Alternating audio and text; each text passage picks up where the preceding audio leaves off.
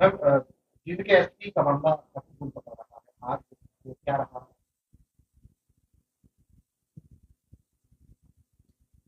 आज हमने इस केस के संदर्भ में एसपी जींद को तलब किया था फरीदाबाद वाले अपने कार्यालय में। वो पहुंचे और उनसे मतलब गहराई से कई विषयों पर बातचीत हुई। प्रश्न पहला सबसे हमारा ये था कि आपके ऊपर पिन पॉइंट क्यों हुआ? कोई ऐसी खास बात जो महिला अधिकारियों के साथ, कर्मचारियों के साथ आपकी रही हो, या किसी विषय पर अनबन हो, या कोई ऐसा पॉइंट। इन सब बातों को बताते हुए उन्होंने क्लियर किया कि पर्टिकुलर एक भी इस नाम की महिला से वो पर्सनली ना मिले हैं, ना उनकी फोन में कभी नंबर है। इवन उनकी एसएचओ डीएसपी से भी कोई ऐसी रेगुलर बात नहीं रहती इन विषयों पर। परंतु ये लेटर किसने लिखा, ये क्या हुआ, ये कल शाम को थोड़ा सा जो निकला है कि कोई यूट्यूबर है जिसने 1.5 मिनट के अंदर 2 मेल्स जो है इस तरह की हैं, और उन 2 मेल्स में करने के बाद उन्होंने उस मेल आईडी को हटा दिया। तो ये एक बहुत सोचने का विषय है कि ये कौन इस तरह से पुलिस के खिलाफ, पुलिस को इस्तेमाल करने की कार्रवाई कर रहा है।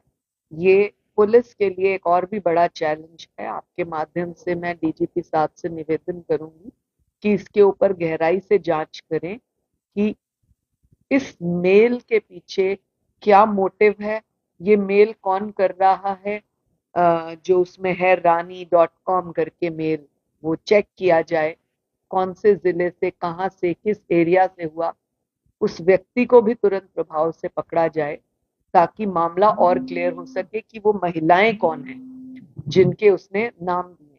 क्योंकि ताज्जुब की बात यह है कि एक लेटर में 5-7 महिलाओं के नाम हैं, और दूसरी लेटर 1.5 ही मिनट के अंदर है जिसमें किसी भी महिला का नाम नहीं है, जिसमें ये लिखा है कि वो एसपी अब पैर पड़ रहा है, माफी मांग रहा है, और अपनी गलती एक्सेप्ट कर रहा है, and blah blah whatever. So the police should take a fair inquiry on this particular subject also, because this is very important. Who is that person who is mailing from a fake mail ID and closing the mail ID? Why he is doing this? वो किसके anti है? SP के anti है, महिला अधिकारियों के anti है, क्या मामला है? ये विषय जब सामने आएगा तो इससे पता लगेगा कि महिलाएं कौन है। और एक जो उन्होंने 5 अधिकारी अपनी महिलाओं के नाम बताए, जिसको मैं डिस्क्लोज नहीं करना चाहूंगी, हम उनको 7 नवंबर की डेट दे रहे हैं क्योंकि 4 दिन का त्योहार है। ये सब हो जाने के बाद 7 नवंबर की हम उनको फरीदाबाद की ही डेट देंगे। हम उनसे पूछताछ करेंगे कि उनका डिपार्टमेंट में ऐसी क्या बात थी, और वो अपने बयान दर्ज करें। हमें क्या उनका पर्सनल कुछ एसपी से जानकारी, कोई विषय, कोई नाराजगी, कोई खिलाफत, कुछ ऐसा था तो वो सामने आएगा। ये 2 विषय जब सामने क्लियर हो जाएंगे, मैं उम्मीद करती हूँ कि दूध का दूध, पानी का पानी होगा। और कमीशन बाध्य है इस बात के लिए कि अगर कोई बेटी हरियाणा की देश के किसी भी कोने में, दुनिया के किसी भी कोने में प्रताड़ित है, परेशान है, कमीशन बाध्य है उसकी मदद करने के लिए। हम हर तरह से आउट ऑफ द वे भी जाकर उसकी मदद करने को तैयार हैं, बशर्ते वो शिकायत जायज और जेन्युइन।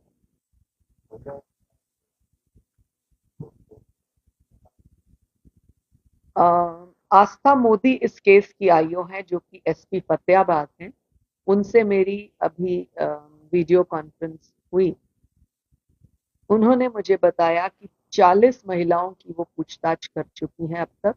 शाम तक कुछ अन्य महिलाओं की कर लेंगे, क्योंकि एसपी जिसके ऊपर ये एलिगेशन है, उन्होंने प्री इंक्वायरी छोड़ने की बात कह दी है कि किसी भी तरीके से, किसी भी एंगल से, किसी भी अधिकारी से, प्रदेश के या बिना किसी और प्रदेश के अधिकारी से आप कराना चाहें आप करा सकते हैं। मैं इसमें कोई कंप्लेन नहीं करूंगा।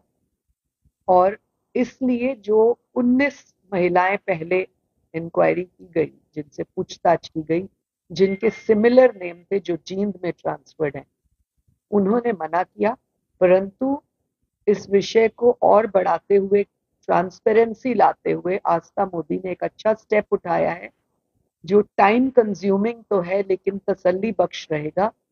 150 के करीब महिलाएं जींद में कार्यरत हैं पुलिस की। उन सभी 150 को बुलाकर वो पूछताछ कर रही है, चाहे उनका नाम उन 7 महिलाओं वाला है या नहीं।